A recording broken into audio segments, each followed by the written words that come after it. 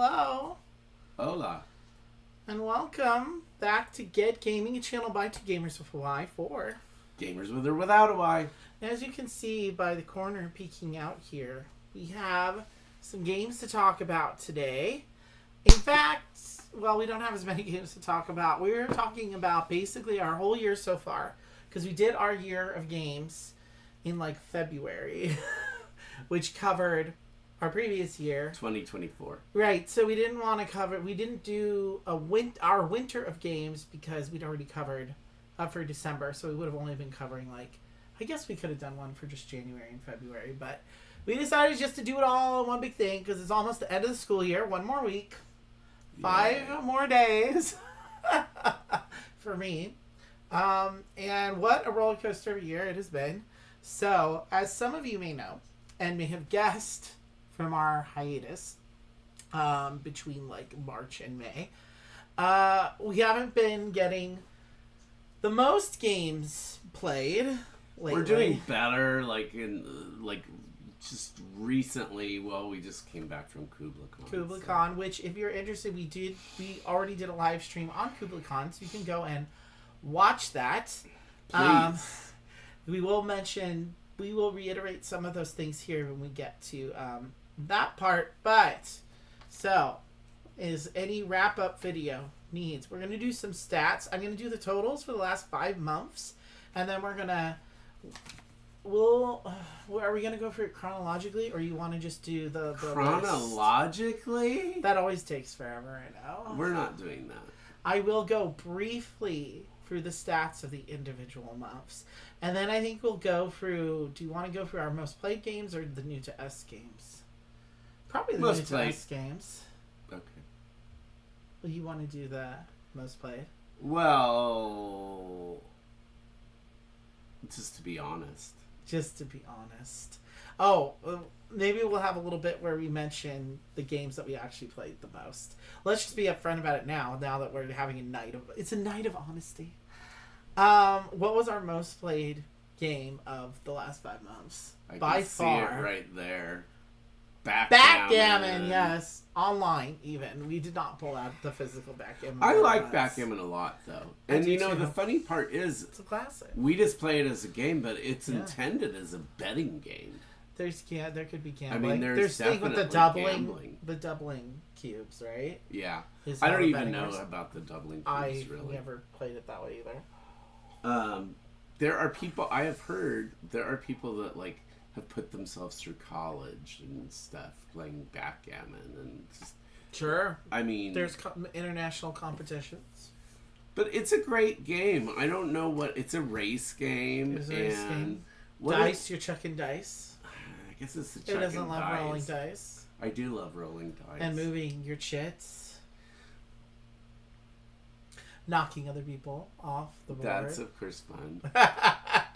Yeah, so there were a lot of not enough spoons nights. I'm surprised we only played Super Mega Lucky Box 12 times. I am too. If you'd have asked me, I probably would have guessed that more than backgammon. BGA doesn't lie. I got these stats off BGA. Yeah, I know. So. We love Super Mega Lucky, or at least I do. It's good. It's so ridiculous. It's bingo. It is bingo. Phil Walker Harding, praise be.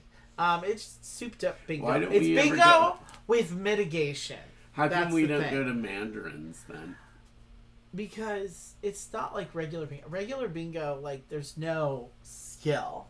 You just stamp what you get, and that's it. At least in Super Mega Lucky Box, you do have mitigation.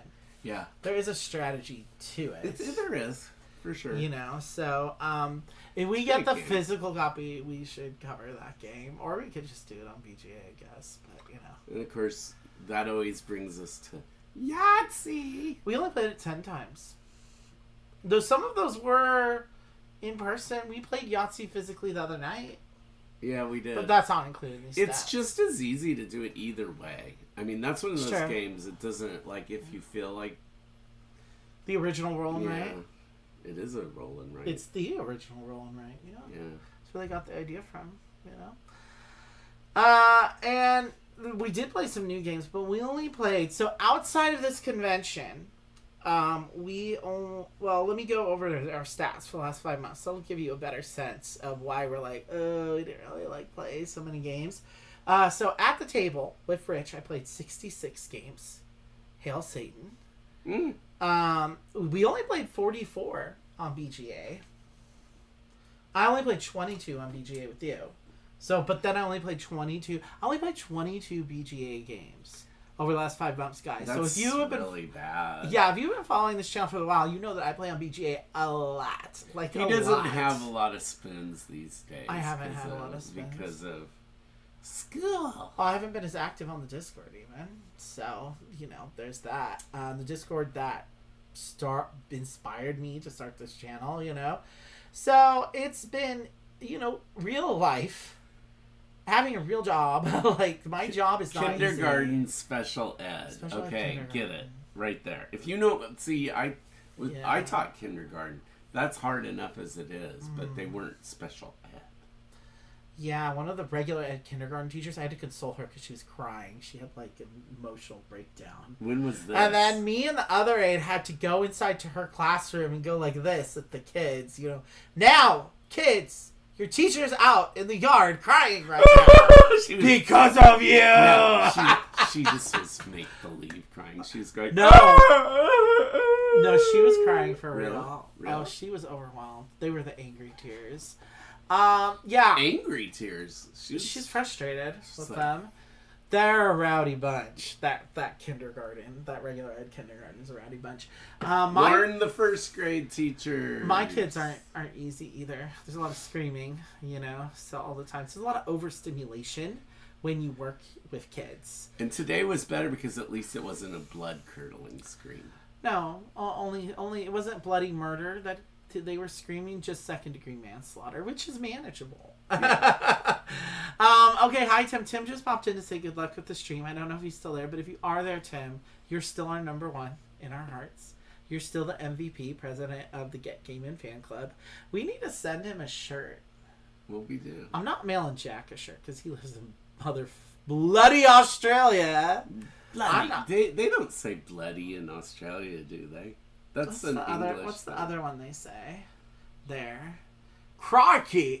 I don't think that's. How many games did we play with him? I'll get into that when I talk about the people we actually played with. So, that was a number of games. So, new to us games. Outside of KublaCon, we only played 11 new to us games in the last 5 months. Despite the fact that they've been piling up faster than you can. We're going to do a little haul stack at the end of this. Actually, I have one right here that we need to play, but anyway, I'm flashing. You'll see them later. Flasher. We're going to do a haul part of the video, and I'm going to have to just grab around me because there's a lot that we still haven't played. And we've had like Unconscious Mind for like it's like been sitting open months. On my desk in my bedroom to try to motivate me to actually like read a little bit. And it proves what liars we are because we said that was the most anticipated game for like years. But no, we're not liars. We were anticipating it. Yeah, we were anticipating. We didn't it so say much we were going to play it right away. We really built it up. Like it's so special. We want to make sure that our first. It's like it's like having sex the first time. He loves Freud, and I want to make sure. Yeah, I want to make sure to do my research, and that you don't have an awful first time, and then never want to play it again. And you'll be like, ugh. Johnny Pack, if you're watching this.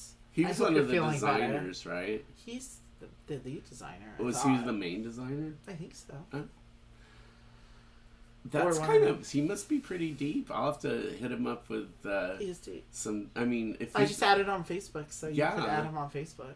Did you really? Yeah. I will. Oh, all these mutual friends now. You should. Is there an H in Johnny? No. Is it Jonny? Yeah, he's adding him right now. So anyway. This is important. So, but we played 27 new to us games. So that tells you we played like, what was it, 15 at that convention? The 16 new games at that KublaCon convention, which it's all about playing new games when you go to a convention anyway. So that makes sense. And we played with 15 different people at that convention too. So, which sounds kind of low for a convention, doesn't it? How many people? 15 different people played with. It was a really, like, this was kind of like a really social convention. Like I Well, we felt always like just it hang out in the was proto spiel, anyways. that, Because we're there with and John. I don't know. It was my favorite of all the ones we've been to so far. It Really? was my favorite. Well, Yeah. I'm glad we went because it is a little more convenient to I get thought to. the one than in the now. fall was good too. Well, I have it's to also say, KublaCon. I know. KublaCon I fall. shouldn't say this, but I liked both KublaCons more than the RageCon. I know. I like RageCon, but I do see that KublaCon is more your speed. And I mean, that's Also, fair. the best thing about RageCon is, Steve Armini. But That's true. The Dadini. He's the our favorite. Dadini. Who's also a fan of the channel, friend of the channel, just like Johnny is. So yeah, that should be, and yeah, that's true. That was the reason for going. And then so speaking of, so we outside of the convention, we had 10 game days so far this year. That's not that bad. That's like at least 2 per month, which I feel is pretty good. If you're getting like even 1 game day a month, you're doing better than most people. I would like it to be more like once a week. But we have the summer to get our gaming in. How do you spell it? Jonny? Pack? You didn't come up. Well, What? No. Not. Oh well. oh well. Oh, so maybe even have him for yourself. Maybe I'll add you to, if I have a Facebook Messenger, like a DM chat with Johnny Pack, I'll maybe include you on it. How about that? I just would like to, if he's coming up with games like Unconscious Mind, then he's obviously pretty deep. Maybe even I'm still really likes sad. philosophy I'm and disappointed about KublaCon, that reprint not happening, because that is such a good game. stuff. Why not? Why did they drop it? It's a long, well, I mean, it's a long story. Yeah, not that long, probably. But, the tariffs have hit a lot of people very hard, a lot of companies. Yes. So I don't know how much that's going to affect new games coming out. It won't affect us that much because we wait a year to play most of the hotness games anyway. Other than the Kickstarters that have come. I've had a lot of Kickstarters coming in, but I'm not really backing a lot of things right now. The only things I will back right now are print and plays and things that are being mostly produced in the United States, because I don't want to have to deal with any other shipping issues or things like this Coloma thing. Again, I'm sure a lot of people don't. And there are still publishers that are still doing it. They're still doing new Kickstarters. I don't understand why, but I guess I do. You got to keep the business going somehow. And Yeah. I mean, in a year, it could be different, right? Like, you never know if when Trump is in the White House, what the future may hold. We have no Day idea. to day, you don't even know. No. So, I'm sure the industry will weather the storm. In the meantime, we have lots of older games we can still play. So just remember that, guys. And so I like supporting, the small fry people. Like the big companies like Come On and stuff, like they'll be fine. But the thing with Coloma is that company, I think, was already a little bit in the hole. Like they were gotten to probably one of those cycles where they're using the current Kickstarter to pay for the previous Kickstarter that didn't fulfill yet. Like they're running Kickstarters before previous campaigns have fulfilled. Like it's just the revolving door. Shady business practices. Those are shady business practices. Okay, if you see a company doing that, do not give them your business, because that is just a recipe for disaster. And I don't know. I mean, I think maybe they're going to try to do... I don't know if they're even going to try to do refunds. I think the company is just folding and declaring bankruptcy. Oh, jeez. Basically. And it's sad to me. But I backed that Kickstarter. It was the first RageCon we went to. Right after that. He loved that game. Oh, it was so good. I mean, it's out. You can find an older edition, but, The only question is, and then maybe this is one... It's out of print. Very out of print. Well, you could probably find a copy of Coloma, though. Probably. I don't know how much people would be scalping it for, especially now that this has happened. So now we'd have to ask the most important question of all. What's that? It would be the Coloma or Feast for Odin. Here, I have to bring the other hand over here. Nothing's replacing a Feast for Odin. Not even me? Well, are you saying is this like the trolley, death by trolley thing? If it were between saving you and A Feast for Odin, of course I'd save you, baby, because I can always get another copy of A Feast for Odin. But I can never get a copy of you. It's true. Not even if I cloned you. Yeah, I mean, you could get the evil me or something. The evil dick. You mean this isn't already the evil you? No. Unless it's like the in that episode of South Park where the evil Cartman was really the good Cartman. I think that's what I'm saying would be the case. But anyway, outside of that convention, we played with 9 different people at these 10 different game days. So we have like 9 different people we're playing games with. So it wasn't that bad, right?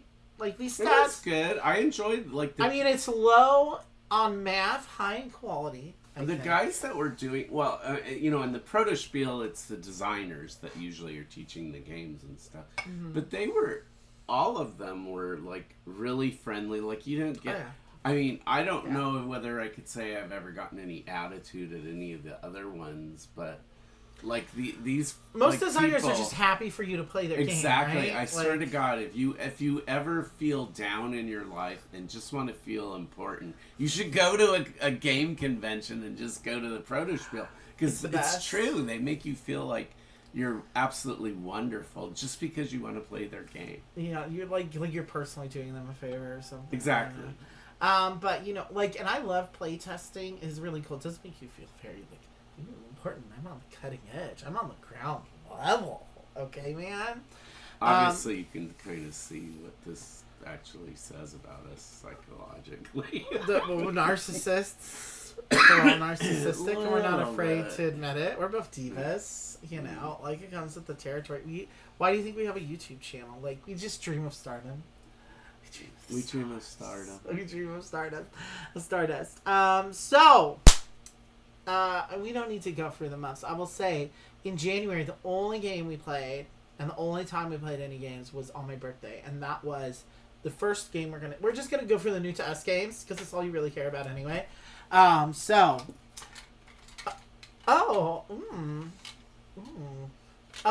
It's game. You have gotta have this game too. Oh my God, so good. So we got this at Target. And the full title of this game is Arizona Iced Tea, 99 cents, great value, the game. Or just Arizona Iced Tea. Oh, no, it's great buy, 99 cents, the game. Yeah. Arizona, great buy, 99 cents, the game. And, it comes in this can. Do you think, like, Arizona Tea commissioned this and somebody came up with the idea? They did. Like, they came up with it, like, we should have... Well, it's Spin Master Games. Actually, no. I think Spin Master Games probably... Well, no, like, it's themed on Arizona Iced Tea. I mean, probably he sold the rights and said, hey, you guys want to make a game about Arizona Iced Tea? I mean, I'll say this. This is better than Arizona Iced Tea, because Arizona Iced Tea is a little sweet. It is a little sweet for me, too. I discovered another tea that's so good, though. What's that? I forget what it's called. I got it at Gross Out. It is really good, which is Grocery Outlet. Okay, do you want to talk about this game, baby? And, like, I thought this was going to be so stupid, but I'm like, I'm a sucker for, like, this, like, shticky packaging. Like, it's how I feel about... What was that other Reiner Knizia game had? Clickbait? That's, like, shaped like an arrow. Yeah, I like Clickbait. But do you want to talk about this game? And what makes it surprisingly fun? I don't know, maybe doing math. Who knows? Like, maybe we're secretly so how does the game work? Nerds or something. Well, you play a card, and you have to add it to a running total. Yeah. And so that everybody knows, like, what... It's nice to call it out. Yeah. Yeah. And basically, you're trying to get to 99. Exactly 99. Yeah, because if you get exactly to 99, you get to take a little Arizona iced tea token. They're cute as heck. It looks like a little... Yeah, they're like shaped really like the little bottles. But if you go over 99, you bust. Yeah. So, but there's cards that allow you to, like, there's special cards that allow you to, like, subtract or reset to a particular number. If you know you're getting close to 99, you don't want... You got to get close enough that you're within striking distance, but you don't want your opponent to be the one to get to 99. So, right. there's cards, like you said, that you can back it up. there's like a card you play that automatically takes the total back to 69. Yeah, or there's one that lets you flip whatever the number is. Yeah, 30. So if it's 59, it would become like 95, so there's stuff like that. But if you bust, you lose one of your can tokens. Yeah. And the first person to 3 tokens wins, which sounds like it would happen super quick, and it does kind of. It's like a 15-minute game, I would say. But what's so crazy about it is all you're really doing is looking at cards in your hand, and then you're adding. It's card slapping fun. Yeah. No, I know. It's dumb. You know what? Game design. We're the game designers now. We've got to realize our favorite games are this. Super mega I can't even say Souped up bingo. Super mega lucky box. Like they're all games, and Yahtzee. It's like Yahtzee, yeah. I mean, these are not difficult games. There's something to be said for dumb fun, because I do like to play a lot of Euros, but like especially with like the way things have been lately, it's been a rough year. And like sometimes you're not gonna get into you that. need a little bit of this. Sometimes you just need a little bit of this. It's comfort food, like. So this was a surprisingly fun one. So if you have seen this game at Target and been like, that looks so dumb, it actually is surprisingly satisfying. It's very satisfying as a game, as long as people are sober enough to do math. Plus, even if you didn't like the game, just get it for the can and pull a prank on somebody. I which I did. We have a short like that where I pulled the prank on Mike. Like, he literally thought it was a can. For some went, he's like, what? It's a game? So there was that one. And then we also, speaking of licensing and food-related things. Oh, okay. This one. We only played this one once. So the Arizona IC we played 4 times. We only played this one once. So we found this at Goodwill. Sometimes we do find good games at Goodwill. Yeah, it was fun. It was $3.99. I don't know if you can see that. That's the little. Definitely looks like a box of cereal too. Which monster? So we have Count Chocula, right? Yeah. There's Frankenberry on there, and there's Fruity Yummy Mummy. Did you ever have Yummy? I Mummy? never. It's like we've been wondering about that one ever since. I remember Boo Berry, but not Fruit Brute, which I guess is the werewolf. But yeah, so this is. I thought this was like Prospero Hall. I think this is some of the Prospero Hall people made this game also. Duh. But it's basically, as I recall, I think it's a trick-taking game. Basically, it's not called that, but it's a mix of trick-taking and I think also hand shedding. Because doesn't that game get triggered when somebody empties their hand? We played it once. It literally does say that's the General Mills. No, it's officially licensed. Yeah, of course. So those must be actual cereals that they produced at some point. Must have been. But yeah, basically you have like your little cereal bowls you're playing on, but it's mostly a card game. And you have like these milk tokens you can get. But there's only 3 rounds in the game. Yeah, look at so these. You don't have a lot of time to get these milk tokens. Yeah, but it's also like a 15-minute game, I would say. Don't let this big box fool you. It's pretty much. But look at these cereal bowls. They're good. It's so cute. There's Boo Berry. And this is what do we got? Fruity Yummy Mummy. I mean, these are just for playing your cards down on. They have like next to no purpose. What's Fruit Brute? Is that the This is the werewolf. Fruit Brute. Frankenberry and Count Chocula. I remember Count Chocula and Frankenberry. I definitely had Count Chocula as a kid. We still have Count Chocula. Oh, and there are special abilities you can use like one time in the game. So there is a little bit of asymmetry in it, but nothing like too crazy. They're just like one-time abilities. Like this one is like draw 2 cards. Some of them are like. We didn't play this with Seal and Mike yet. I think. No, we should.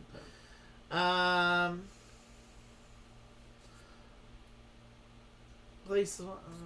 I can't even remember. Pay 1 milk token to combine any 2 cards this turn. I can't remember how you get milk tokens in this game, actually. But anyway, I do remember it was pretty much trick taking though, because you're paying with the cards, but it has to be like a number that beats whatever everyone else played. So it's pretty much trick taking, which is not called that. But yeah, But lightweight, you know. I thought it was going to be so dumb. Like, if you find something like this in Goodwill, you expect it to be, like, super dumb.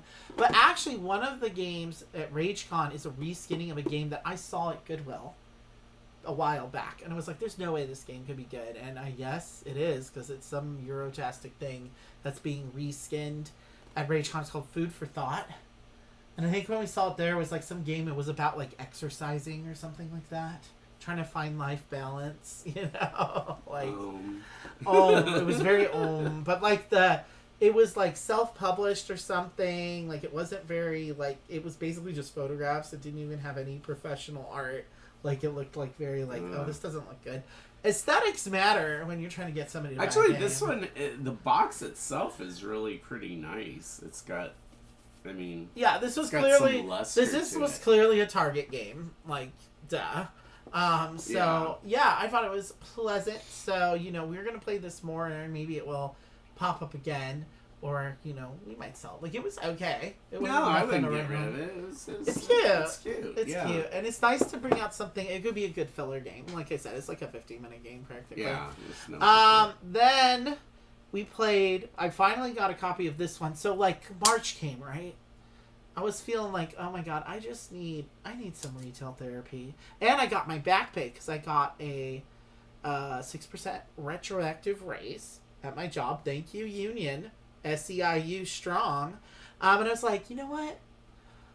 Because I did this no-buy thing. So at the beginning, when I got my job, I went on a no-buy because I was like, okay, I need to, like, get a little more financially stable before I can justify getting it. So I wanted to, like, prove that I can be strong. So I got all the way basically till March before I really went on a spree. But one of the games I got was this one, which is an all-play game from back in the day. This was published when they were still BoardGameTables.com. Yeah. And this is called Bites. What makes this one fun is there's like a little your ants. There's like a 3-dimensional ant hill in it. Oh yeah, it's like tiers. I mean, you have to put it together, but that's kind of what makes this fun is that the ant meeples are really chunky. Yeah, it's a race game basically. So you have like these different, the tokens, the components in this game are like really super cute. Luxe. So this isn't a small box, you know, all play game. This is like one of their like medium box ones. So they always go for bucks. So you have all these different food tokens, right? You got like bread and apples and cheese, and I think there's like also wine. Picnic. Yeah, the theme is you're on a picnic. And these ants are like taking bites. All the components. Oh my god! There's a zebra ant. There is a zebra ant. There's different modules in the game, but it's called bites because these components are all double layered, and they all have like a bite taken out of them by the ants. Like they're really nice tokens, and they are really chunky. So everyone but nobody controls an ant. So it's a Mancala game, technically, much like our award-winning design at KublaCon was also a Mancala game. Where did I get the inspiration from? Maybe it was this. Well, also Aqua Garden is a Mancala game that we really love. We do like Mancala games. Takedo, Lavinia, those are all Mancala games. But basically, yeah, so you have 4 different colored ants that are moving through, and basically you can move the matching colored ant to like the next matching colored token. So I think, what is it? It's like yellow, red, purple, and green. Yeah, so you have those ants. So you have purple, yellow, red, and green. And I think there's a brown one too that goes on the toast. And then you get to take that token. It's basically going to be majority scoring at the end. And I'm not going to put it together right now, but as Rich said, there is this tiered thing. Maybe there's a picture. There is a picture, but it's kind of small. Oh yeah, on here. So there's this tiered like tower at the end. It's hard because there's a glare going on here, and I'm trying to get this closer. There's a tier, and in certain games you can like basically rearrange the point levels on them, but I believe like the first one to finish the Mancala gets to put their ant on the top row, which is the most points. And the last one to come off the Mancala is the least. Scores nothing, doesn't it? Oh no one owns the ants. Remember, it's a Mancala, so nobody controls the ants. But which one they go on determines how many points are going to be awarded for each token. Yeah. So like if the first ant to come off is red, that will make all the apples 4 points. If the last one to come off is purple, that would make all the grapes less than 1 point, I think. Actually, this is my favorite kind of game because it's a race with strategy. And it's variable. What's really nice, it's very variable because you have these different scoring cards that you can use each time for each category of food that you're collecting will score in different ways depending on basically which modules cards you play with. It basically comes with like kind of mini expansion content in it because there's like this whole zebra module you can play with. There's like a chocolate module. And there is another expansion for this out already too. I think that you can get on their website as well. So it's very modular. Easy to learn. Or is this a reskinned game? This is an original. Okay. It's new. Well, not new. I mean, it's from before they were even branded as All Play. But probably game is probably like not less than 5 years old. Okay. Yeah, the only thing is you have to take apart that tower every time to fit it in here, obviously. But this is also a good filler game, warm-up game. I mean, it's like 15 minutes. Again, we did for play the that games. one with Celia and Mike. We did. They liked it, yeah. And with Celia, it's always hard with new games. It has to be something that's usually light on rules overhead because she doesn't want to sit there for like a big teach. No. She doesn't like games that last like multiple hours, like Betrayal and House on the Hill, which we did get played in this time span. Which I like that game. That's Mike's favorite game, and I'm always the one that's trying to advocate for us to play it to help Mike out because Rich and Celia aren't the hugest fans of that game, which is my niece's favorite game also, by the way. I mean, it's okay. This last time we got through it much more quickly. Yeah. Because I was the traitor. It wasn't bad. But it was one of those scenarios where there was no way I could have won as the traitor. Like, you guys just got really lucky, and I knew, like, within, like, 2 rounds of being the traitor, like, oh, no, there's no way. There's no way, because I couldn't do anything. I just had to literally sit in the basement and wait for you guys for the clock to run out. No, I died in it this last time, didn't I? You did. I did. But remember. You guys still won. No, because I was dead. Can't win if you're dead. Anyway, then what else came? We should try to do this in order. I kind of lied about the no-buy a little bit. I did cheat a little bit because we were at Barnes and Noble, right? And every time we go to Barnes and Noble, I look at the games. I like to see what's on the shelf. I'm like, the prices are never very good. And I'm like, do I really need this game right now? And I usually tend to like get big orders from Game Nerds if it's something that's like on the hot list that I really, really want. But they had this on sale for $20, and I was like, okay, I'm finally gonna get it because I didn't want to buy this for $50, but for $20, hell yes. You found that where for that? It was at Barnes and Noble for $20. Yeah, well, they had an overstock table, so this is part of an overstock Maybe they sale overordered that because it didn't sell very well, I guess, in the States, which is unfortunate. But this is from the Wild Space designer, which Wild Space is one of our favorite games of all time, for sure. This is a much bigger game. It's a Euro, for sure. But like a midweight Euro, I would say. It's really card-based in the play, so like his games, he has a very clever hand curation always going on in his games. That's sort of the DNA I thought was similar between Wild Space and this. So we played this once. I played it with my niece during spring break while he was visiting his sister. Sick as a dog. You were sick as a dog. It was so sad. But you went all the way to Georgia, so, I think your body was trying to tell you something. Don't go to Georgia. Yeah, exactly. Or don't visit your sister because she's ungrateful. But anyway, I played this with my niece who's super smart. And we can whip through Euros. Like, if it's just the two of us, we can whip through him really quick. Because we also played Flip Town, like, as an end-of-night closer at, like, 11 o'clock. We pulled out Flip Town.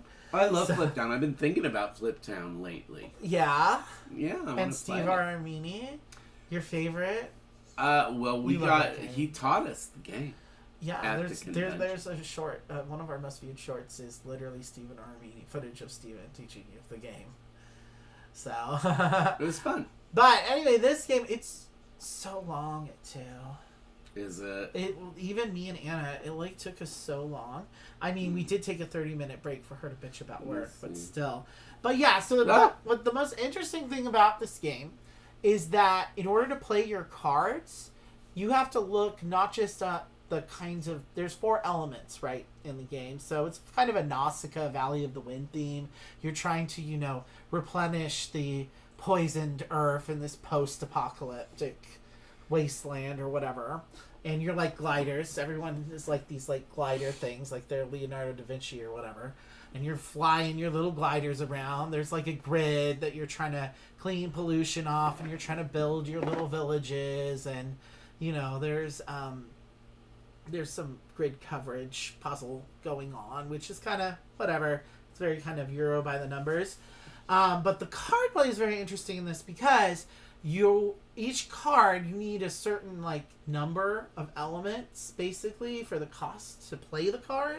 Mm-hmm. So your turns are fairly simple. You're either like playing a card, or you're moving your dudes around, or you're flipping a tile. I mean, or you're buying a tile is basically it. And you're mostly playing cards for the different effects. But the cost for the effects is not just based on what you have in your hand. It could be based on what other people have in their hand, or what everyone has in their hand or not at that current moment. So the timing is it's a very timing dependent game in that sense, and very dependent on what other people got going on. So you're not just curating your own hand. I mean, you're trying to curate your own hand, but also you have to be very opportunistic, constantly looking at what other people have, just in order to meet the conditions to play your cards.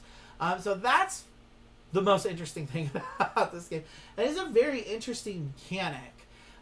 It seems to be tied to this sort of Raja's Light grid building that you're trying to do that just feels a little clunky to me, and it's a little long to trigger the end game. It's basically a race game to whoever can like fill up their board, their grid, basically. Or it's when you build 5 villages, I think is what it is. Which takes a surprisingly long time to do, or maybe it's just because we're new at this game or something. I don't know if it would be faster with more players. It plays up to 5, it's already really long at 2, so I shudder to think if adding more players doesn't like remove time, I would be like, oh, wow, like 5 players would be like Praetor is really long and multiple players.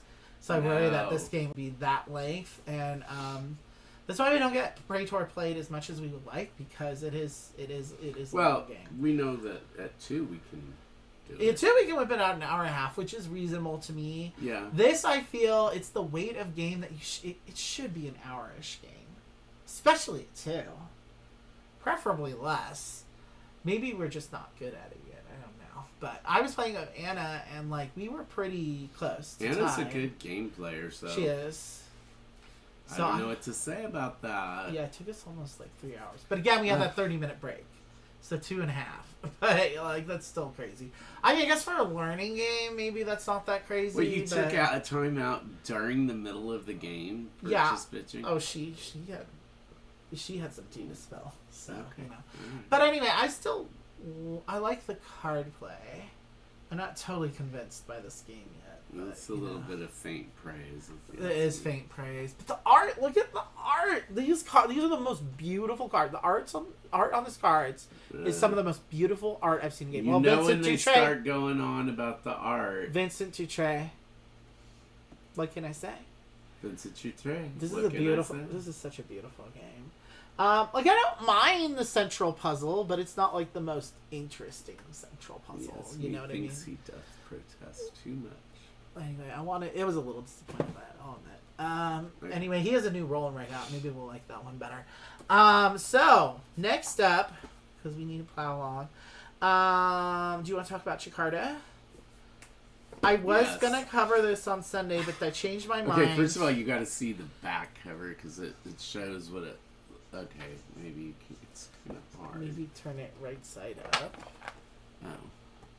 This is also a You beautiful can't game. really get a good look at it, but I it's love just, the art in this it's game. almost like a maze. It's just very. It's This is a route, not Sweet. route building, it's a route manipulation game. So this game, we backed this because I just love the theme. It was super cheap. This was only $30, the Kickstarter, which included the shipping, or maybe the shipping was like $15 or something like that. Crazy, but it was made and produced in Asia. So this guy, he lives in Indonesia. Like, his wife is Indonesian, and the developer of this game is Indonesian. And so it's about, you're basically like Uber meets DoorDash moped Lyft drivers in Jakarta, and you're zooming around. It's a pick up and deliver game, essentially. But the way you're doing that, you have this grid of tiles, right?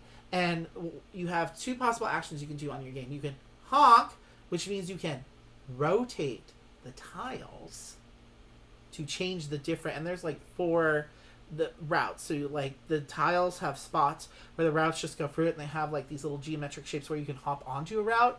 And so you can do things like rotate something just so it changes, connects to this route here, so you can go zoom to where you need to go to drop off or pick up whatever it is you're trying to deliver. Very often though. And so, yeah, that's basically what you're doing. You're rotating tiles and you're moving around the board. Like, it's pretty simple on its face, but it is so... Even my brain was breaking the first time we played it. The first time we played it, I loved it. It was, like, exciting, but then, like, the second time, it was just breaking. It's like, it felt... This is not enough broken. spins game, I will tell you that. It could be a short game. I think it's, like, probably, like... You get to the end game condition fairly quickly because you just need to deliver 4 things. Get 4 like the stars, conditions basically. aren't that hard, but the actually the board is constantly in flux. Yeah, and even at hard 2, to connect. Like at 4, with this board constantly changing. Oh my god, that was a nightmare. I did neglect to tell you about, there is that mechanic where you can just roll a die and send your thing to a spot. So you can't just, like, roll a die and go to a spot if you're really stuck. Because you're looking at this board, you're trying to... Like, it's the equivalent of trying to untangle a giant tangled ball of knots. Like, you know, like those rubber band balls when you were a kid that you would, like, try to untangle, and it would take you, like, literally hours. It's like... This is like the Rubik's Cube of games. Yeah, like, exactly. And that's... It aesthetically, it's a great logic I think puzzle. it's as pleasing. I mean, he did all the art amazing. Himself. This is self-published. I can't even believe that. It's so good in that respect. And they ran their Kickstarter really well. It delivered very quickly, and it was very cheap. It's just... We have to try it again, but I'm going to have to be, like, super fresh. We are still going to cover this game, obviously, because I think we like this game. I think it's just frustrating. It's not an all-the-time kind of game, though, because it's very logic puzzle-y. Very much so. But I think at 4, this would be an especially fun game, because it would be so chaotic. Like a chaotic logic puzzle. We have to at least try it at that number just to see. Oh, we're going to play it with Anna, for sure, and on Logan. I don't know if Logan would like this game, but I think Anna would love this game. Or hate it. Logan would love that game. He likes combos more so, but I think Anna would like the logic puzzle element of the game, but the constantly changing things might frustrate her also. And for me, it's just, it's overwhelming because it's very much a spatial puzzle because you're trying to untangle the routes, and they're kind of changing. They're not changing that much. So you start to kind of, as it gets deeper into the game, you start to realize which paths are the more likely paths to get to where you need to go. But yeah, I was looking at the solo rules for this, and you play against a bot, and I was like, I don't want to manage a bot to play this game. So we're going to cover it at 2, I think. It still works very well at 2, but yeah, Jakarta Traffic, I do want to do more coverage. I think there should, if you go to your local game store, and if they have game, you should at least try it and see if you like it. It's pretty different. I don't know. He just just this very past week, this has come to retail in Europe. Finally. Oh, really? But I don't know when it's coming to retail in the US because he's doing it himself. Like, it's all him. And his friend, I guess. We should get on that one. We should, because he's a hot little German Raver boy also. You know, Yeah, we need him. he's on Instagram. I like his Instagram. He's very active on social media. Oh, so, and he did a whole soundtrack to it that he like did himself. Like, cause yeah, that was what was really fun is listening to the music that this guy created cool. for. It's sort of like, you know, like it has the actual recordings of like the traffic of Jakarta, and it's sort of like down tempo, like techno beats. Like, you know, it was chill. So we did really like that game actually. Yeah. Oh, next one. This is another game we really like, which we are also going to cover, I think, this month for sure for our Pride Designer Focus series. And it's a half price. Looks fine. Yeah, like a lot of our games are. Quirky Circuits by Nikki Valens. Do you want to talk about this one? We talked about it a little bit. It's interesting because like this game is also kind of like puzzles. Hi, Jack. You're never going to let us forget you won a board game design competition, are you? Never. Never, pal. Anyway, continue. Anyway, and then it kind of reminds me a little bit of The Gig in that it's like there's different pages. Oh, yeah, there's a little campaign book. Yeah, a little and basically... Spiral bound. You have cards, but you can't. You have a common aim. It's and a you're programming working, game. You know, it's cooperative. But you have to kind of anticipate what your partner is going to play, so you can also add to it. Right. It is limited communication, but the backs of the cards tell you what kind of movement is that you're going to be playing. So it's a movement game. You're trying to basically move around and capture all the dust bunnies. At least that's what the first scenario is about. This is a reskinning of a previous version that was just all the scenarios were just you were collecting dust bunnies inside the house. Like you had the kitty Roomba, and I think there was like a dog Roomba too. But this, I guess, is the sequel / reskinning, where it also has a penguin, and you're like, there's scenarios where you're snowboarding. You're a snowboarding penguin robot. And those scenarios, we played one of them, and we were like, oh my god, this is super hard. It is. It was. I mean, but fun. Again, I don't know what it is with these games. Like the first time we played it, oh my god, we just did so amazing. It's like it reminds me of like when we played Medium the first time, and it's like, what? Have you guys been to the Berkeley Psychic Institute or something? Are you graduates? I mean, because it's like we were so good at it, and then in subsequent plays, we just sucked more and more and more. No. And this is. Excuse me, I'm getting over a cold. But which is why we did not stream on Monday as originally planned. That's fine though. And actually, it was fun, but it's just like it really helps. I like the programming because it's like the cooperative version of bluffing. Like you're trying to get into each other's head, but instead of trying to outsmart each other, you're trying to inject some smarts into each other. Be like, okay, this is the sequence of movements that we need. Okay, I need you to have deduced yourself what that sequence is. And you can't talk about the sequence you need before you start playing. Oh. Like, you can't strategize before you start playing. But not, like, after you've seen your cards. Okay. So, like, before you deal the cards, you can talk. You can talk about what you need to do, where you need to go. So that when you play out the card, once you start playing out, looking at the cards and playing them out, you can't talk to each other. But like I said, the back of the cards show you what kind of movement it is. It just doesn't tell you whether it's right or left or up and down, for instance. So the back of the card may tell you, this is either up or down. This is either left or right. Some of them are a question mark, though. So it's not, like, perfect open information. It's still mostly closed. But I liked this game because it was fun. I mean,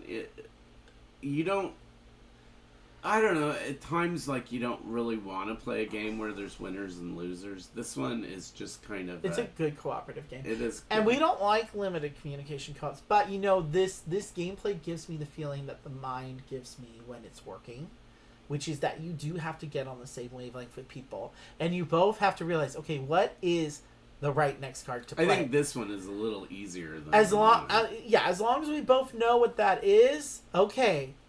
You need to trust me. Like, it's very much a you need to trust me game. Oh, yeah.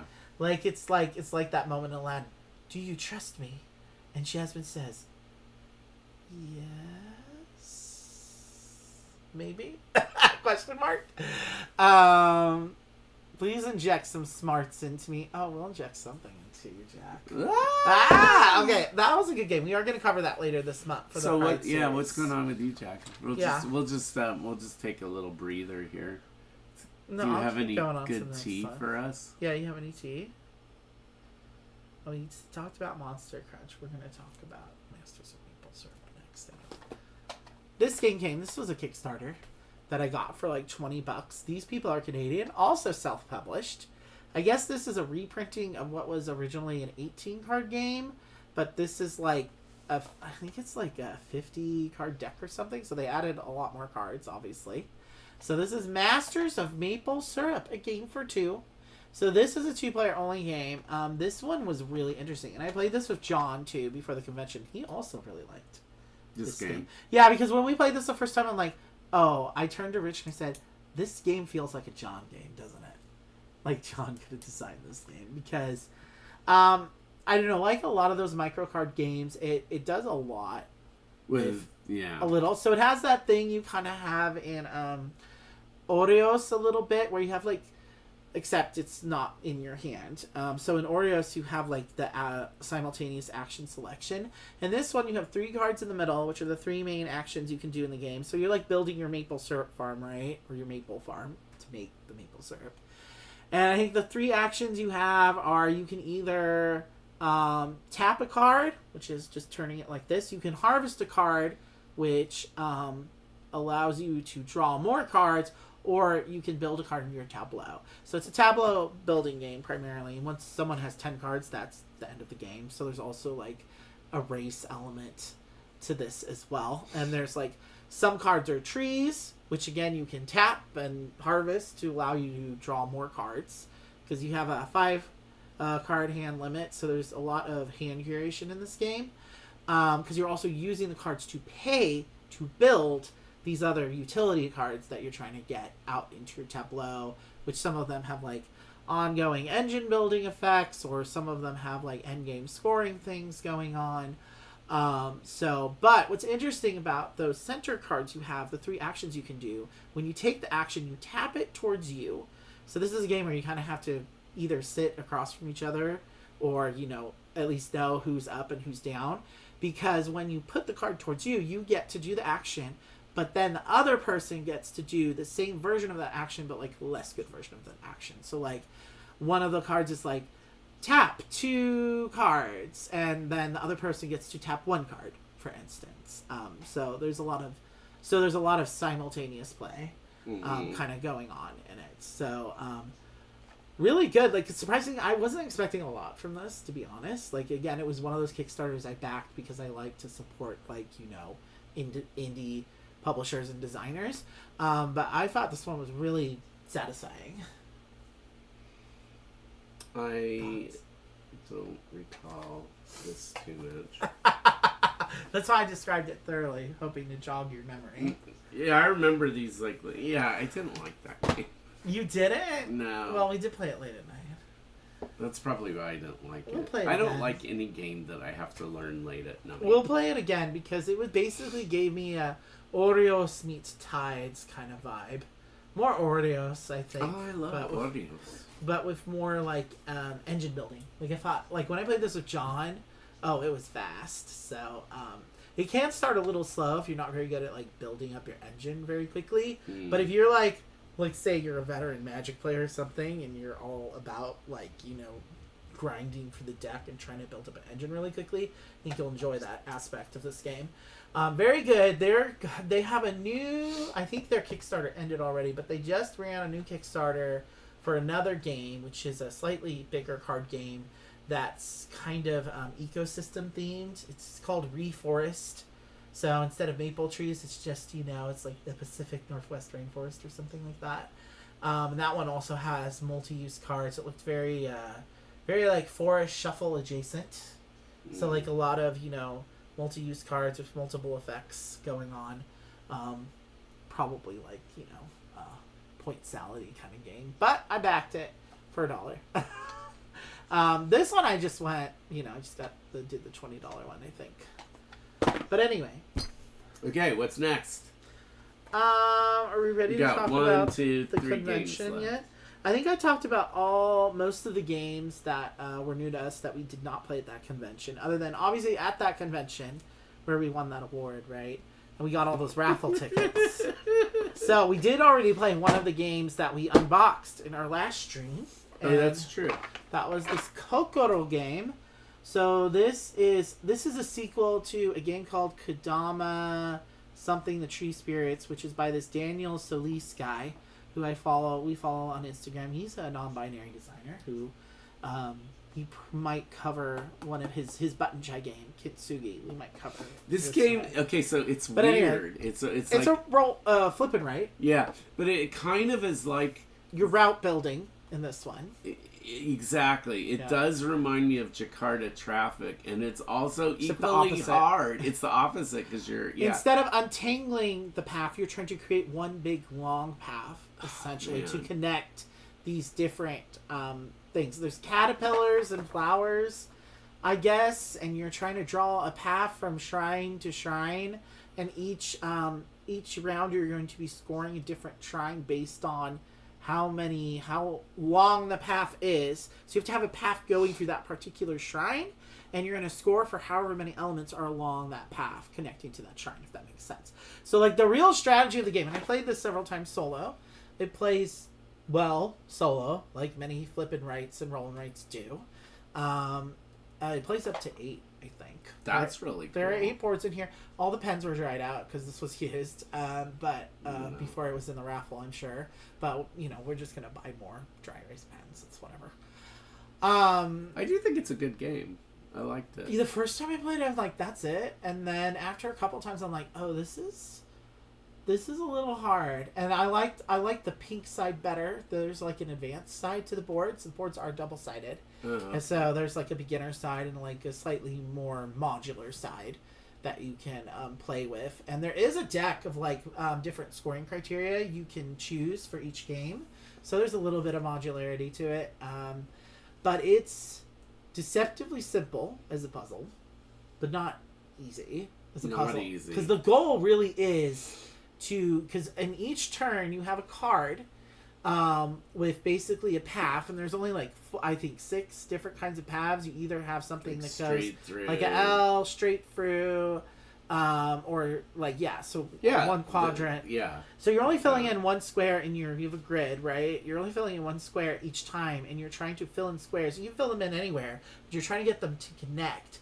Ideally into one big line, because you don't know which shrine you're going to be scoring. So you want to kind of like set yourself up early on so that by the time you get to the later rounds of the game, you can just relatively easily connect whatever shrine you're going to score this round to like a really long pre-existing path.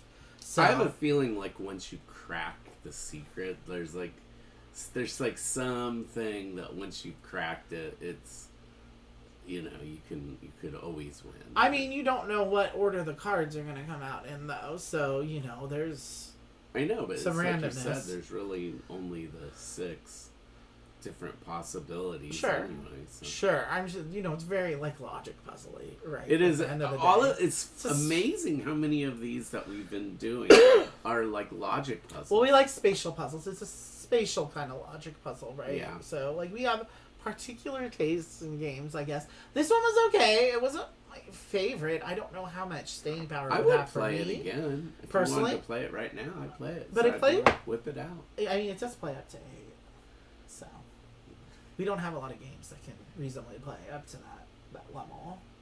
And we are always trying to build out. We need more roll and rights. Sorry, I don't do more than 7. Yeah. That's right. So, and then at the convention, things we have been playing a lot of lately.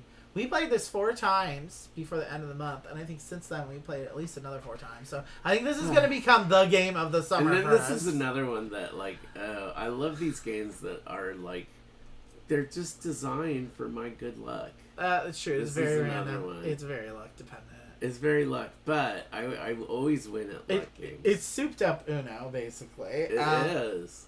But with a llama. There's a llama. It's more cyclical because the llama can be 7, or you can use it to restart over to 1, basically. And it's hand shedding.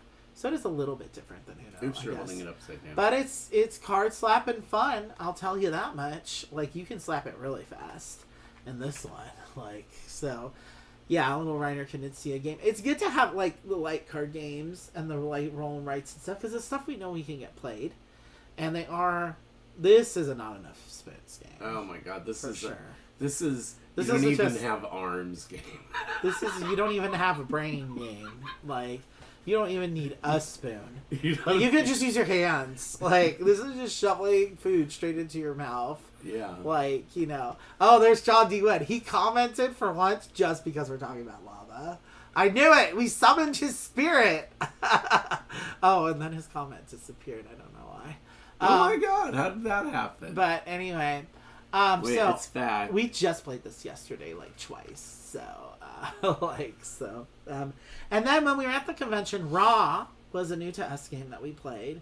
That we do need a copy of Ra because I really enjoyed that one. But I mean, but you can't play it at 2. That's can only you, John? thing. I don't know how it would work at 2 very well. I don't think you can play. I think you need at least 3 because it's an auction game.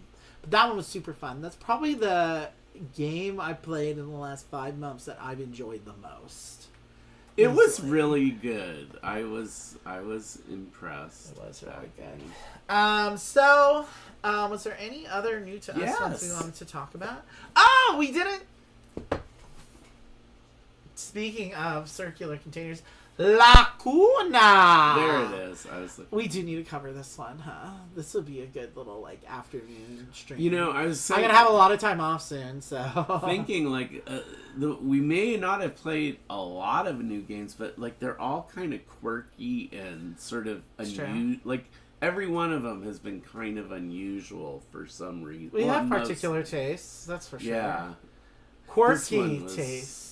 As in Quirky Circuits. Quirky. But do you want to talk about Lacuna? I played this one with John. Well, I think it's abstract, Maybe that's why he didn't like it. Let's see. Oh, John's at work.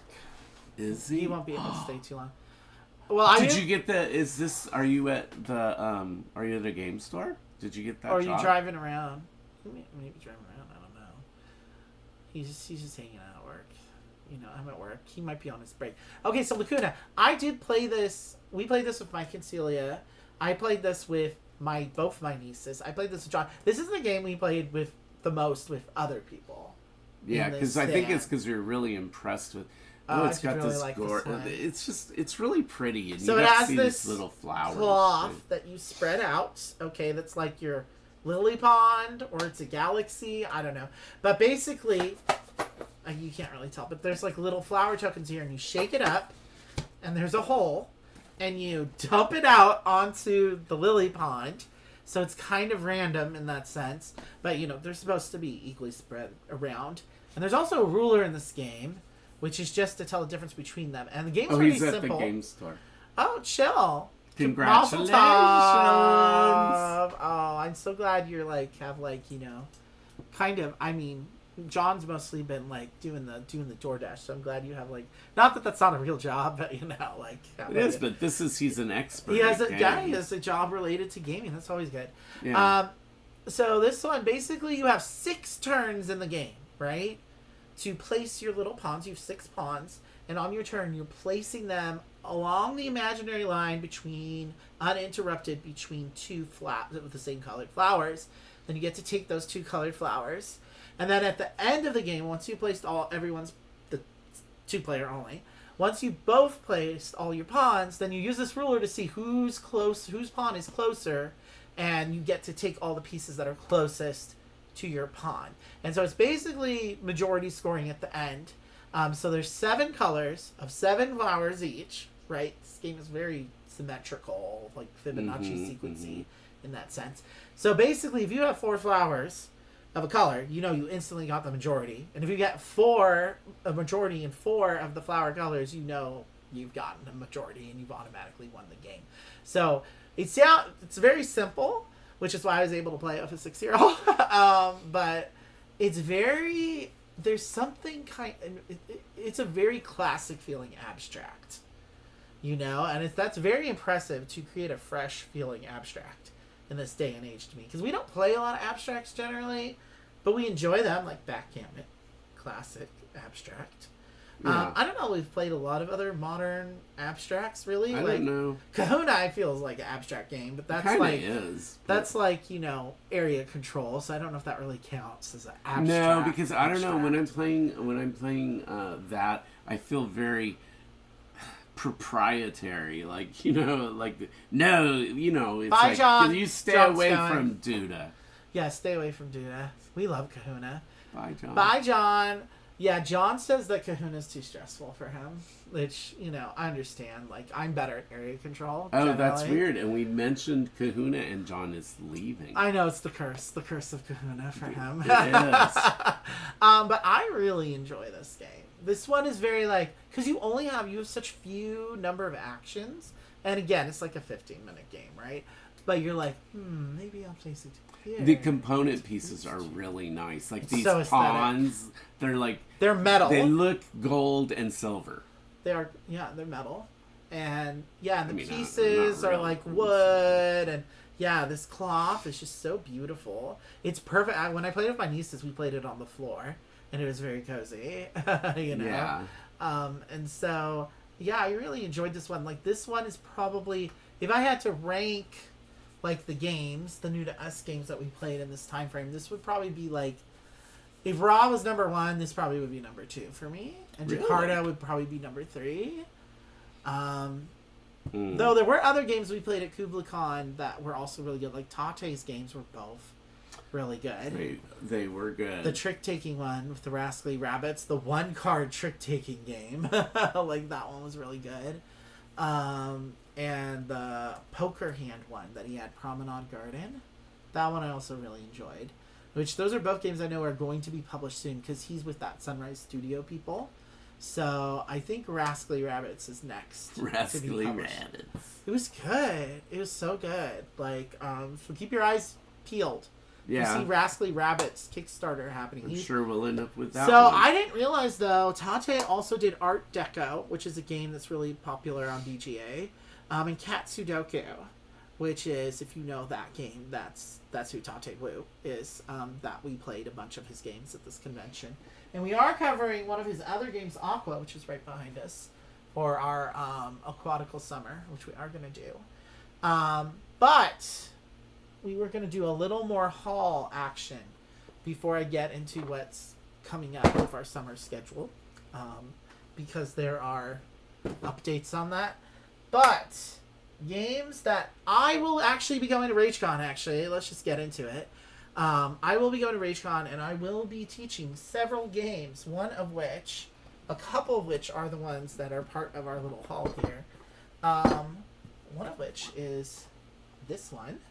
Winter Rabbit. This was a Kickstarter that came, and I backed this one because this is an indigenous designer, and this was one of the Zenobia finalists.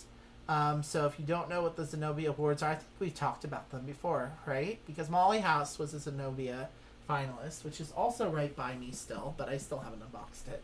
But I will also be teaching Molly House at RageCon in addition to this one. This one is a semi-cooperative one versus many Euro game, but it's an indigenous designer, right? So, like, one of you plays as the trickster rabbit from Cherokee Legend that's trying to steal everyone's food, and the rest of you plays the villagers who are trying to survive the winter. So, with a rascally rabbit. Yeah, and there's like story cards in here, so I guess there's like a whole story deck that you're playing with as The well. art looks pretty. Oh, it's so good. So I'm very excited for this one. And yes, Molly House. I did get the metal pawns. Speaking of pawns, because we were just talking about Lacuna. So they're like people's ugly heads. I don't know if you can see for the shrink wrap. Not really.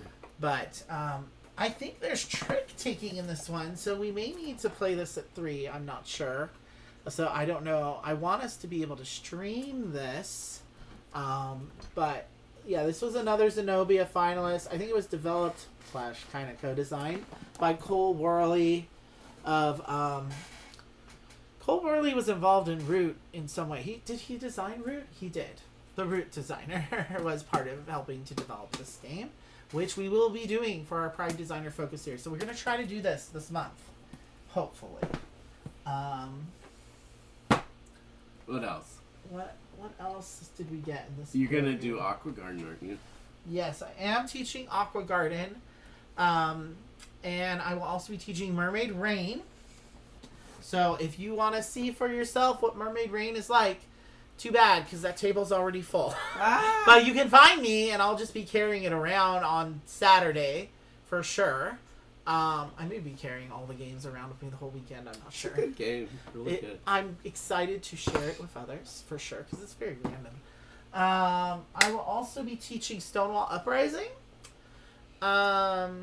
You think, but the if you're playing, will you get two people? I'm teaching the table, so most of the So you tables I probably did. get Mermaid Rain, I think, is the only one where I will be playing with the others, and all the rest I'm just teaching the game. I'm not playing, because I just thought that would be more fair.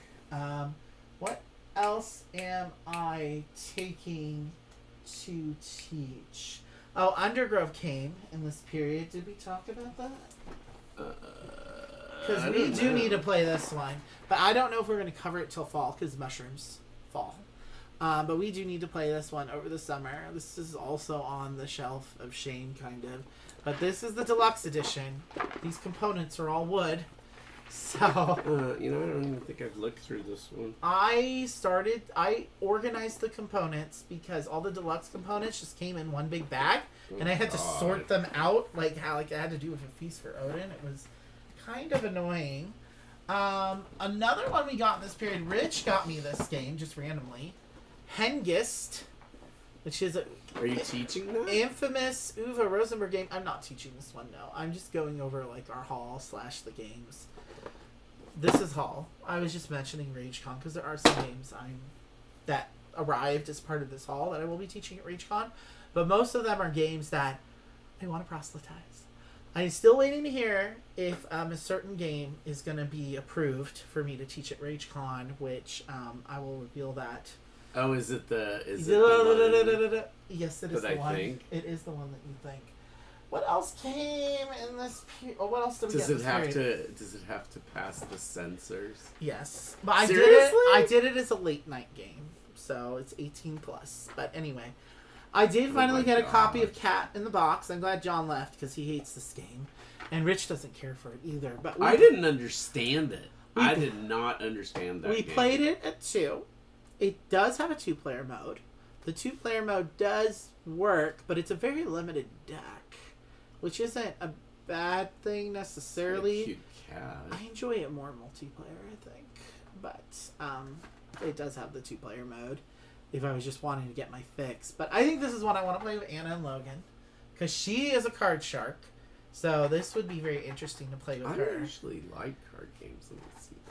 I want you to play more trick taking games because I think you. Ooh, this is a quantum trick taking game. It's very good. I'm sure we've talked about it in the past, haven't we? I just don't remember it very well, and I didn't. You did play it. I did play it, but I didn't really understand the whole scoring mechanism on the board. Some games, if you don't really understand the scoring and what you're looking for, what you're going for, kind of an area control element going on in this game a little bit with that central board, but it's also the way you can card count in the game, which is what I like about it. I don't really care so much for there's always someone that has to lose in this game and basically bust. And it's really hard once you're that person in a round to catch back up. Yes. Which I think is a little it's sort of part of the tension, I think, in the game.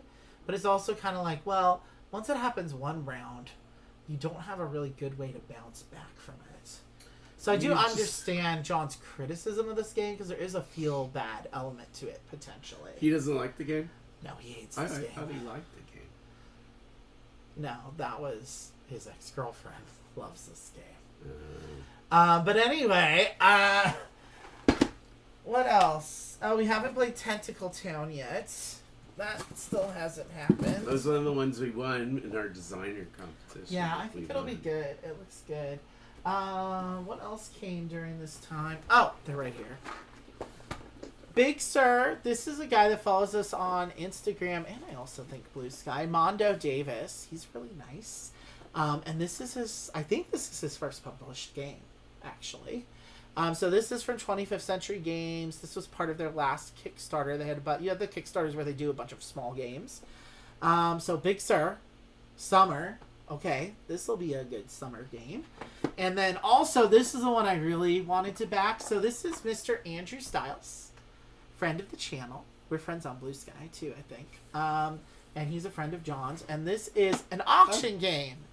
So I'm glad, just coming off Raw, this is an auction game that I think will actually work at 2.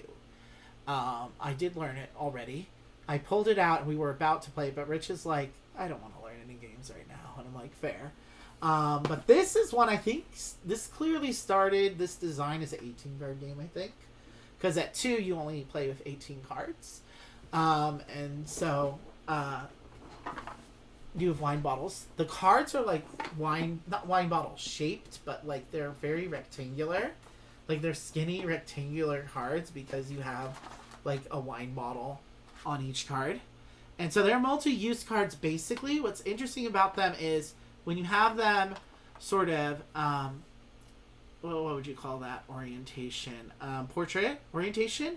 You use the number at the top to bid with for the cards in the market. And there's 2 in a 2-player game. So one of you is going to get the better card and one of you is going to be forced to take the other card, basically, is how it works at 2. Then it's basically a tableau building game, kind of.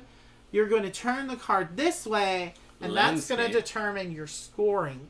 So there's numbers along here, and depending where, and you're going to basically make like a top to bottom row. So when you get the card, you're either going to tuck it at the top or at the bottom. Because the order, when you're going to read your cards from top to bottom, and depending on where their position in your tableau will determine which scoring you're going to get. So like if I have this at the top position of my row, I'm going to get 1 point for it. However, if it's at the 5th from the top down, I will get 8 points for it. So the position and the timing of how you get the cards into your tableau is like very important in this game. And then there's also some scoring based on if you have you'll have like these different, I think they're called like client cards. And so it's kind of like how in Distilled you have like the different characters you're playing as, and they want like different things. So like depending on which client you have, they want your tableau to have certain things. So you'll score if you have a lot of wine from a particular country, or you'll score if you have a lot of the same type of wine, for instance. So each game you're going to be scoring your tableau a little bit differently. So this one I'm really excited to play with you because I think it looks like relatively light, and I think you'll enjoy it. What about this one? Big Sir, I have no idea how that one is played. I learned this one. I have not played this one per se. There is a solo mode for this game as well. This one, I think it's more tableau building probably. Because you're going to be building the highway. You're basically building Highway 1 to get to Big Sur, is my understanding. Yeah, you're building a section of the highway, so it is tableau building. The art's very cute, because the art is like all these people taking selfies at the different locations along Highway 1. So there's like one that's someone taking a selfie at Bixby Bridge, for instance, which is a very famous bridge on Highway 1. So I think you'll like this one because it has a lot. The art is just very like, oh, we're in Monterey, we're at Carmel by the Sea, you know. Like, so I will like that one. This one looks good. And then of course Night Shift came, the stripper game, but I haven't unboxed it yet, so I'm not going to show that one to you just yet. So anyway, which game are you most excited to play, baby?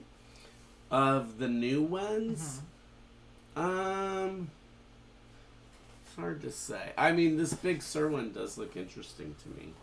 Yeah, I thought you would like the theme, and I wanted to support him. Did we play this? I kind of remember this little. I think we did. I love this little Viking boat, though. I know. I love anything Viking themed. That is so cute. Viking stuff. Anything Norse mythology related. You know what you need? What? A towel? Because I'm so sweaty. Well, that, but also, like, you need a curio cabinet. Because then you could take all these little pieces out of games and put them in a curio cabinet. But see, the thing is like Little display case. Yeah, little display cases. But the great thing about a curio is that you don't have to dust all the time, because you close it, it keeps the dust out, and otherwise, like, dusting little curios is a pain in the butt. But it's just like you have so many games that have like cute. I do. Little, I mean, that would. I do. I love my collection, my babies, my babies. So, just to update for things, so you guys know what's going on this summer. So, obviously, I don't think we're going to be streaming any games before the end of the school year, because I'm just going to be real with you. That's not happening. But next Thursday is the final day of school. School's out forever. So, you know what we need to do? We need to cover Fort finally. Summer. So, I think we're going to do Fort to celebrate the end of the year, because we've never covered it on the channel, which is really shocking. Never. I can't even believe that. So there are a bunch of games that we've been saying we want to cover basically since we started the channel that we still haven't done, like Dock Moose. That was the big one. We are going to cover Octopus's Garden finally. That's a good game. We've never covered First Rat. We never did? No. That's like the best game practically We in the never collection. covered Miyabi. That is weird. We didn't. We haven't covered like. It's like games we've played so much. I would have assumed. I don't know if I'll ever do a Cascadia. Oh, I was gonna play Cascadia Landmarks at RageCon maybe, just to see if it's worth it to get that expansion. Would you be into that? Possibly. There is the roll and write version of Cascadia out now too. I think it's called like.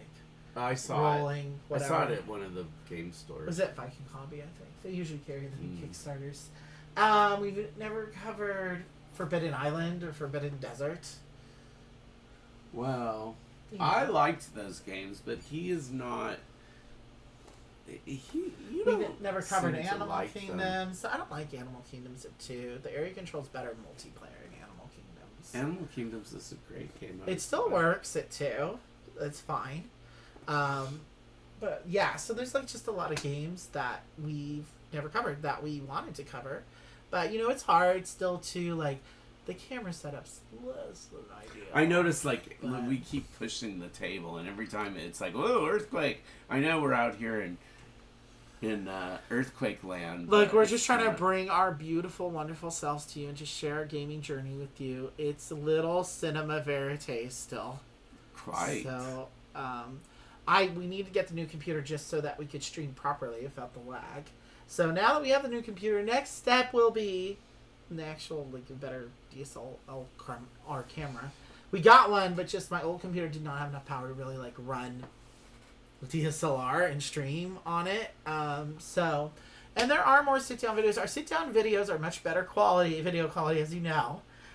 So I do want to get more of those out this summer. And I'm hoping next school year is going to be... Who knows? You don't know. So I'm hoping, I don't know, we're going to, at least this summer, we're going to make it count. Because I'm going to RageCon, so 2 weeks after school ends, I'm going to RageCon. It's not going to be as much time as you think there is, because you're going to be going at RageCon. Then we're going to go to... So I'm going over it. Can you let me? Okay. And then. Okay, you can go. No. And then you go. I'm not going to have a lot of time to what? I'm just saying it's literally like one thing after another, except till we get to August, and then it might be different. But okay, so you go to RageCon 2 weeks after school gets out, and then how long are you back before we go to New York? 2 days. Oh my god, are you kidding me? No. And then 2 days after we get back, he's going with Jennifer to go to Bottega Bay. And how long are you going to be gone? Like just a week. A week. And so then basically we're going to be getting to... Yeah, so we're probably not going to be able to do much in July, even until the end of July. Is not really so we're going to have to get it in those 2 weeks in June. I mean, you could do We're not doing anything else. In July. Well, we're not going to be able to do... I don't know what we're going to be able to do while we're traveling.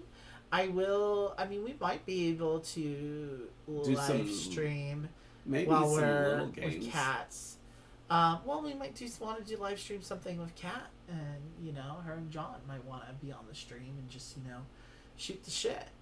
So I will take. We should just do that. I'll have limited equipment, obviously, that I'm willing to take with me. But I mean, our equipment isn't that fancy as it is. Like, obviously, I'm not going to take many tripods, but I could take the little handheld tripod and the overhead camera, and we could probably figure something out. Or just do shoot the shit stream. Those are always fun. And get Kat. That's practically what we've been doing. This is what the stream like this is, basically, letting you know what's going on.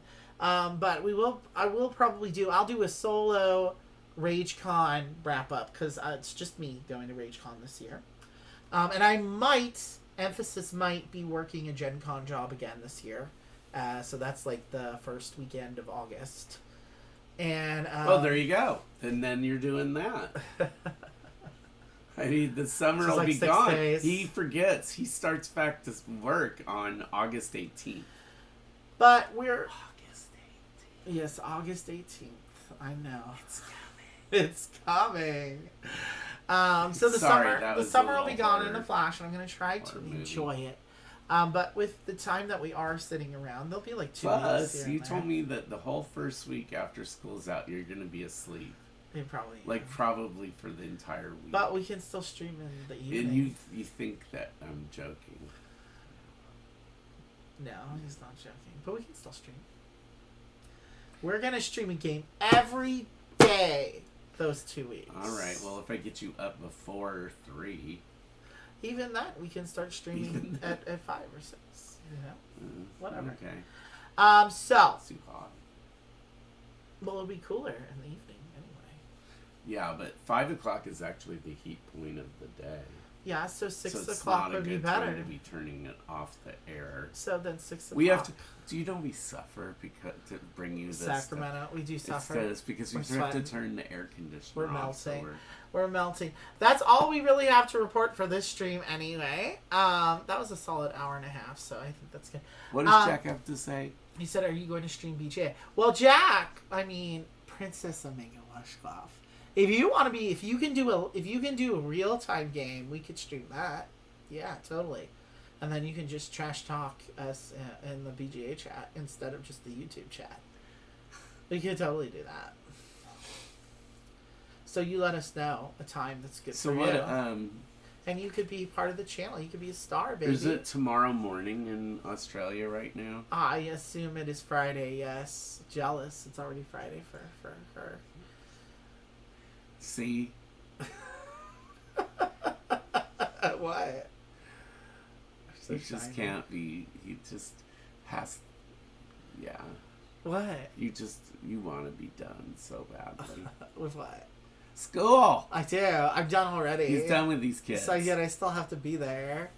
Oh my god, I am so done. You get so old. Yep, he says it's 10 a.m. right now. So the morning's good for you to do a BGA stream? We could even do it I was going to say we could do it over Discord because you have audio on the Discord, but then how would I stream that audio out? I don't know how that would work. But yeah, you could just be on the BGA, we could just be playing with you, and we could be offering the salty commentary the whole time. Be fine. We could read your salty commentary out like we do here, be fine. And do the screen share. He says yeppers. Okay, well, we'll make it happen. We'll schedule a date. The special stream with special guest, Princess Omega Washcloth. You sound like Andy saying yuppers. That's Yuppers. Like something he would say. I don't say that as much anymore, but I did used to say it a lot. Well, I guess I was a little bit Australian, Criminy. No, that's not how it's said. Criminy? No, that's not even a word. Crikey! Crikey. She's huge!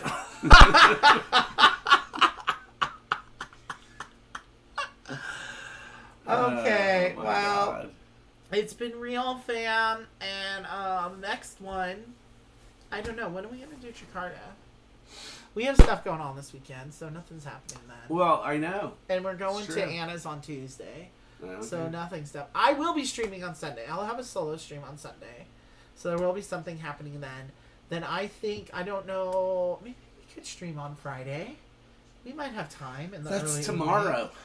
No, next Friday. Oh, yeah, you're gonna be dead. You're Why? Because you're just gonna be sleeping nonstop once. Think so? Yes. Maybe not, because Maybe you're if used I to have getting up Yeah, and that's stuff. what I'm saying. Yeah, it's possible. And we're gonna do you know, a goodbye kind of lunch at Yum Yum Buffet. But I know you'll be sleeping after that. No, after that we could stream like at 4 or something. Not after you're done gorging on all of that food. He loves it. He goes for the sushi. Anyway, we got to fit in our Pride Designer Focuser, so we got to do all these games We've got it. in a 2-week span. So, like, we got to do Molly House, Quirky Circuits, Extravaganza. What's the third one? What was the fourth one? I mean, we need a fourth one. Fourth one TBA, because I can't remember what it is. We could do Kintsugi. Maybe we could do someone non-binary.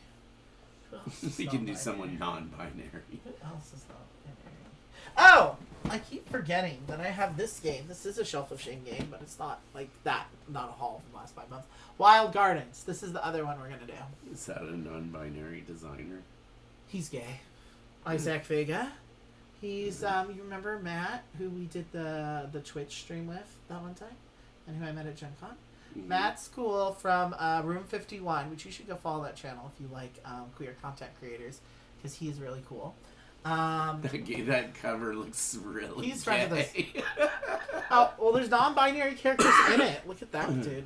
He look gay as fuck. Yes. He's gay as fuck. Canonically gay. He looks like Brawny. A little bit. Okay, so there'll be stuff coming up. Don't you worry. And more shorts. Oh, we're going to do the short about the 5 stages of Rich learning a game. So you can all know what I have to put up with. Oh my god, it'll be so funny. And if you, we need to come up with some more ideas for shorts too. We need content. We're doing it. These streams are for you, the people. We do this for you, the people. That's right. Yeah, but the streams aren't like get views. But it does keep community I engagement don't know up. why we're just as good on these. Uh, It's just without the cutaways. It's the cutaways. It's really funny. Yeah, I need to get back on that. Anyway, thank you for popping in, Powell. Thank you for popping in, John. Tim even waved. So that's good. There will. Oh, I need new merch for RageCon. So also stay tuned for that. We will have new T-shirts, and I think we're gonna do a contest and a giveaway sometime this summer involving some merch, because we want you all have been such good loyal fans. It's true. I just want to reiterate that to our pal and to our Tim and to there's a select You're not other blowing people who always kisses. watch.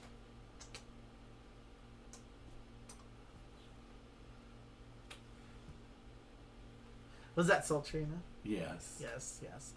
But yes, new T-shirts. Should we change the design, or you want to keep it No. the logo on black? I like the logo I on like black. the logo on black. It makes wasn't good on pop. pink. I liked it good in pink. Pink's a gay color. Yeah, I know. Yeah. But the funny part is I don't like black T-shirts, but I do like my gaming T-shirt. You look good in it. The the cotton they use is really soft. Yeah. It's a really I don't know good if I can quality. get that same brand of T-shirt again. Damn, that was. But so I could get good. it in Gildan, I think. It's just it was a soft cotton. It's It's really nice. I love. They're really nice shirts. Because I don't know why some cotton is borderline almost scratchy. It's hard and stiff, and then other cottons are just smooth. Just like you, baby.